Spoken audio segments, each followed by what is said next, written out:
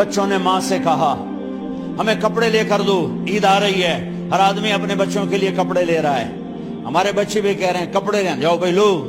فاطمہ کے پاس عمر 3 بر اعظم کے بادشاہ کے بچے آ رہے ہیں، ماں جی عید آ رہی، کپڑے تو لے دیں، ابا سے کہیں کہ ابا سے بات کرتی ہوں۔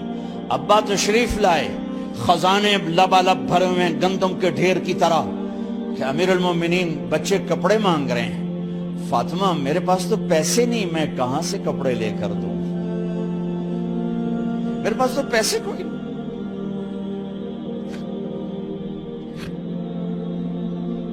حضرت فاطمہ نے کہا پھر بچوں کا کیا کروں؟ کہا پھر مجھے بھی نہیں پتا کیا کروں۔ اس کے پہلے 3 حکمرانوں نے لوٹ مار کے بازار گرم کیے، ظلم و ستم کے پہاڑ توڑے، اور آج اسی خزانے پہ ایک شخص بیٹھا ہے جو اللہ کو راضی کرنے کے جھنڈے گاڑ رہا ہے۔ تو فاطمہ نے کہا آپ ایسا کریں، اگلے مہینے کی تنخواہ ایڈوانس لے لیں، اس سے میں اپنے بچوں کو کپڑے لے دیتی ہوں، اور گھر کا خرچہ میں مزدوری کر کے گھر کی روٹی چلا لوں گی۔ ارے اپنی تاریخ پڑھو، صرف ڈرامے نہ دیکھتے رہ جاؤ، صرف گانے نہ سنتے رہ جاؤ، اور بھی دکھ ہیں زمانے میں محبت کے سوا۔ انہوں نے اپنے بلایا وزیر خزانہ مزاحم، اپنا ہی غلام، ہاں بھائی مزاحم ہمیں بچوں کے کپڑے چاہیے، تو اگلے مہینے کی تنخواہ ایڈوانس مل جائے۔ وہ کہنے لگے امیر المومنین آپ مجھے لکھ کر دے دیں کہ آپ 1 مہینہ زندہ رہیں گے، میں آپ کو تنخواہ دے دیتا ہوں۔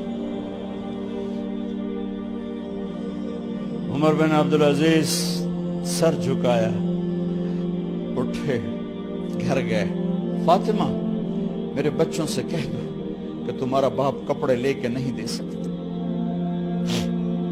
اپنی تاریخ تو دیکھو۔ عید کا دن آ گیا، خلیفہ وقت عید کی نماز پڑھاتے تھے، نمازیں بھی خلیفہ وقت پڑھاتے تھے۔ بنو امیہ کا خاندان ملنے کے لیے آ رہا ہے، سارے سرداروں کے بیٹے اعلیٰ پوشاک، اعلیٰ لباس ملنے آ رہے ہیں۔ تھوڑے دیر بعد دیکھا تو بچے بھی ملنے آ رہے ہیں، امیر المومنین کی حیثیت سے بچے باپ کو ملنے آ رہے ہیں، اور ان کے جسموں پر پرانا لباس ہے۔ حضرت عمر انہیں دیکھ کر ادھر اپنے سرداروں کے بچے دیکھے تو زرق برق پوشاکیں، اپنے بچوں کو دیکھا۔ ارے اس باپ سے پوچھو جو سب کچھ کر سکتا ہو اور پھر مٹھی بند کر لے کہ نہیں میں نے حرام کی طرف نہیں جانا۔ بچوں کو دیکھا تو آنکھیں ڈب ڈبا گئیں، آنکھوں میں آنسو آ گئے۔ فرمایا میرے بچوں آج تمہیں اپنے باپ سے گلہ تو ہوگا کہ آج ہمارے باپ نے کپڑے ہی نہ لے کے دیے۔ ان کے ایک بیٹے ہیں عبد الملک، ان سے بھی 4 ہاتھ آگے تھے، ان سے پہلے ہی فوت ہو گئے تھے۔ کہنے لگے ابا جان آپ کو مبارک، آج ہمارا سر بلند ہے، ہم شرمندہ نہیں ہیں، آپ کو مبارک ہو، آپ نے قومی خزانے میں بددیانتی نہیں کی ہے، ہم شرمندہ نہیں ہیں، انسانوں کو کپڑوں پہ نہیں تولا جاتا۔ آج کا میرا دیس کا مالدار اتنا فقیر ہو گیا ہے، اتنا چھوٹا ہو گیا ہے کہ وہ اپنا تعارف کروانے کے لیے 50 لاکھ کی گھڑی لیتا ہے، 6 لاکھ کا جوتا لیتا ہے۔ آج کی بیگم اتنی چھوٹی ہو گئی ہے کہ اپنے قد کو بڑا کرنے کے لیے وہ 10 لاکھ کا ہینڈ بیگ لیتی ہے کہ دیکھو میرا بیگ 10 لاکھ کا ہے۔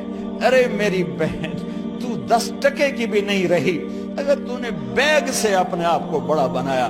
او میرے دوست تو 2 ٹکے کا نہیں ہے اگر تو 10 لاکھ کے جوتے اور 50 لاکھ کی گھڑی سے اگر تو بڑا بننا چاہتا ہے۔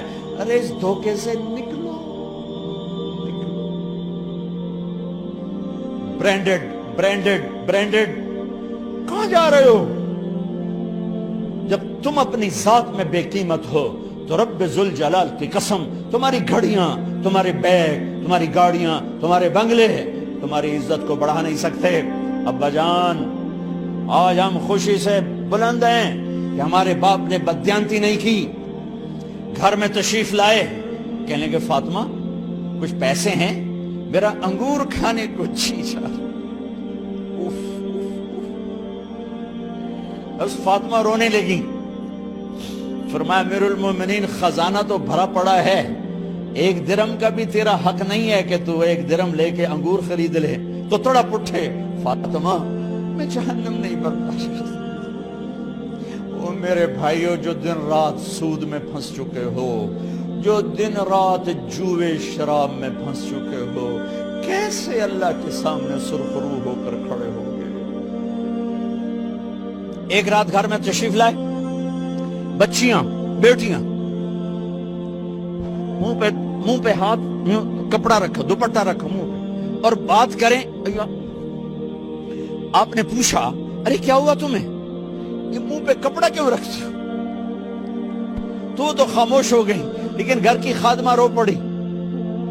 کہا امیر المومنین، آج آپ کی بیٹیوں نے کچا پیاز توڑ کے اس سے روٹی کھائی، سالن کھائی، اور میرے آج کا تاجر کہتا ہے جھوٹ نہ بولوں تو کاروبار کیسے؟ میرا افسر کہتا ہے رشوت نہ لوں تو گزارا کیسے کروں؟ تو عمر بن عبدالعزیز پھس پہ ہچکیوں کے ساتھ روئے کہ میری بچیوں، میں تمہیں بڑے اچھے کھانے کھلا سکتا ہوں، پر میں جہنم کی آگ برداشت نہیں کر سکتا۔ بھائیو، اس بندے نے اپنے آپ کو ذبح کر دی، اللہ کو راضی کرنے کے لیے ذبح کر دی، اپنے ذات کو، اپنے جذبات کو، اپنے احساسات کو۔ ہاں، اب اللہ نے صلہ کیا دیا؟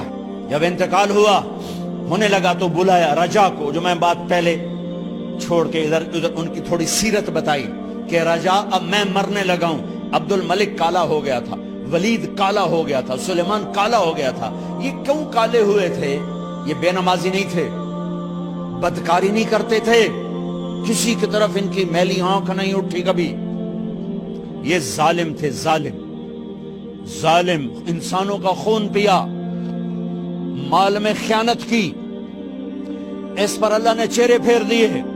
آج عمر بن عبدالعزیز جا رہا ہے، کہ دیکھو میں جا رہا ہوں، مجھے دیکھو میرے ساتھ کیا ہوتا ہے۔ ان کا انتقال ہوا، ان کی میت قبر کے کنارے رکھی گئی، اور اب نیچے اتارنا ہے۔ سلیمان کی میت کو اتارنے لگے تو ہلنے لگا، اور عذاب قبر پہلے شروع ہو گیا۔ عمر کی میت کو جب قبر کے قریب کیا گیا، ایسے ہوا کا جھونکا آیا، ایک پرچہ ایسے لہراتا ہوا، یوں آیا، یوں آیا، یوں آیا، اور عمر کے سینے پر گر گیا۔ لوگ کٹھے ہو گئے، پرچے کو کھول کے دیکھا گیا تو اس پہ لکھا تھا بسم اللہ الرحمن الرحیم، براءۃ من اللہ لعمر بن عبد العزیز من النار۔ یہ پروانہ ہے اللہ کی طرف سے اس کے بندے عمر کے لیے کہ اسے جہنم سے نجات کی خوشخبری سنا دی جائے۔ آہا، مرنا ہو تو یوں مرو، اللہ ایسی موت دے دے۔ کہتے ہیں پھر میں نے ان کو قبر میں اتارا، جب قبر میں اتارا تو کیا دیکھا؟ میں نے کفن کی گرہ کھولی تو چہرہ قبلے کی طرف، اور یوں لگا جیسے 14ویں رات کا چاند قبر میں اتر آیا ہو۔ اور آخری بات کرتا ہوں، میرے بھائیوں بہنوں، اپنے